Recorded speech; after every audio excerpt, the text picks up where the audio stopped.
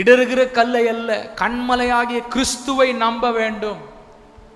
ஆண்டவர் சொன்ன பிரமாணங்களை மாத்திரம் நம்பிக்கொண்டு அதுல யார் தப்பு எது சரி, என் வாழ்க்கையில் இது ஏன் நடக்கல, நான் இப்படி கடைப்பிடிச்சிருக்கிறேன், இந்த கடைப்பிடிச்சபடி எனக்கு இது நடக்கல அப்படின்னு சொல்லி பாரம்பரியமா இல்லை ஒரு ஒரு ஒரு சடங்காச்சாரமாய் செய்கிற காரியம் இது அல்ல. மனதளவுல இருந்து ஆண்டவரை உயர்த்துகிற விசுவாசத்தினுடைய இந்த கண்மலையாகிய கிறிஸ்துவை நம்புகிறது தான் ரொம்ப முக்கியம். அவர் எவ்வளவு பெரியவர் என்பதை நம்புவது ரொம்ப முக்கியம்.